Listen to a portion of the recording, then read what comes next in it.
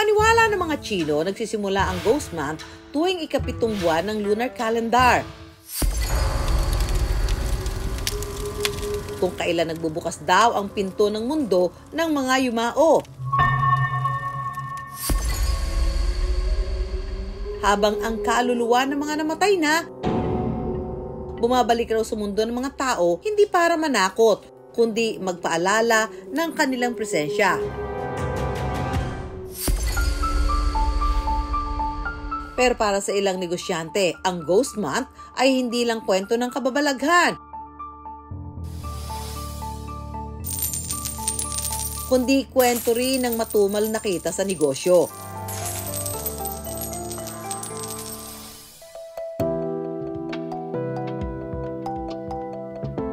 Naranasan daw yan ng ka-wonder nating si Dario. Taong 2016, minana ni Dario sa kanyang tiyahin ng isang mini grocery sa Bulacan.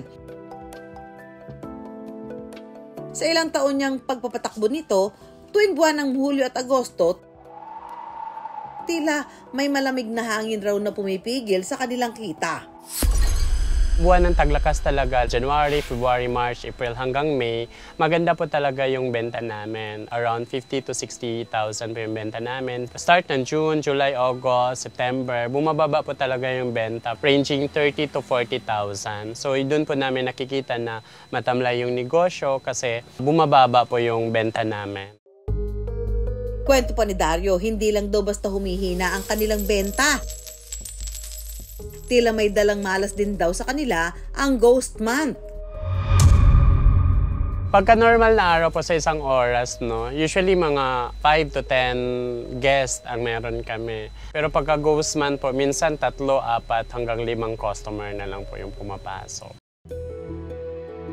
Totoo man o hindi, wala naman daw mawawala kung susundin niya ang mga pamahiin kontra malas kapag Ghost Month.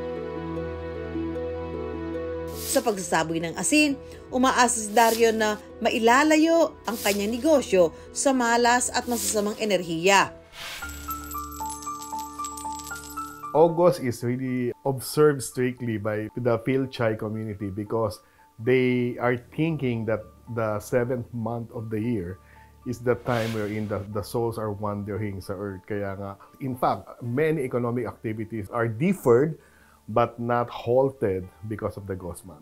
You know, during Ghost Month, there are so many investments that are halted and big spending, particularly in luxury. People are really being cautious about spending because they thought that it's not really a lucky month. I wonder, saan nga ba nagsimula ang paniniwala ng mga Chino sa Ghost Month? Sa paniniwalang Budismo, minsan na naginip daw ang tapat na alagad ni Buddha na si Mulyan. Sa kanyang panaginip, nilalamon daw ng apoy ng impyerno ang kaluluwa ng kanyang ina. Paggising ni Mulyan na balot ng takot, lungkot at pangungulila, nag-alay siya ng pagkain at naghain ng dasal para sa kaluluwa ng kanyang ina. Dahil sa kanyang sakripisyo, pinaniniwala ang napalaya ang kaluluwa ng kanyang ina mula sa apoy patungo sa liwanag. Dito raw nagsimula ang paniniwala na tuwing Ghost Month, bumabalik sa mundo ng mga tao ang mga kaluluwa. Meron ding napapailing o tumataas ang kilay kapag naririnig ang Ghost Month. Pamahiin lang daw ito, hindi dapat paniwalaan. Pero para sa maka-wonder nating Chino, ang paniniwala nila sa Ghost Month may mas malalim na pinaghuhugutan. Hindi para manakot,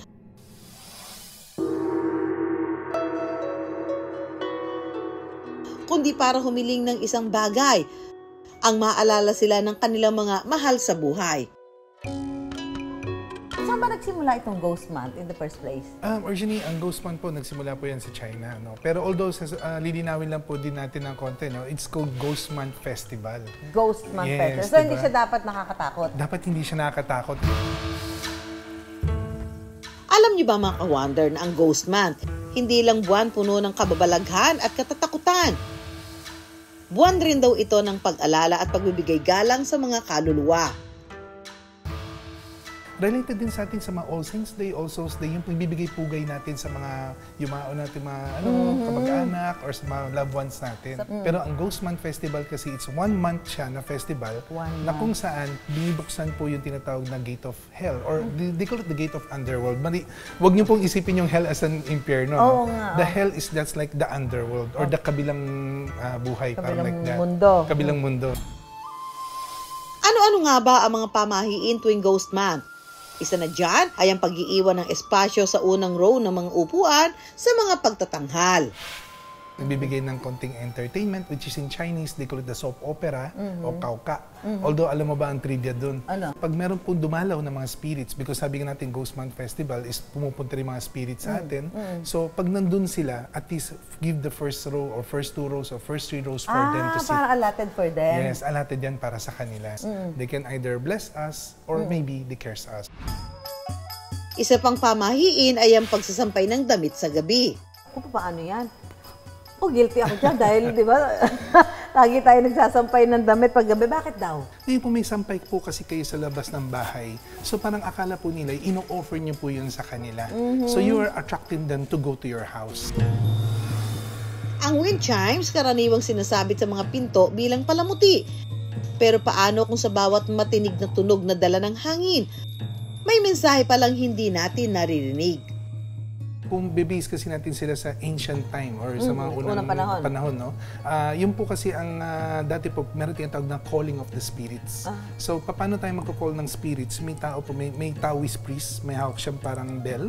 So, pagka tinawag niya, punta ka rito, kling-kling, punta ka rito, kling-kling. So, parang ina-attract niya yung spirit. Basta importante, pag feel nyo naman, nakakalm kayo or what, then don't think about calling the spirit.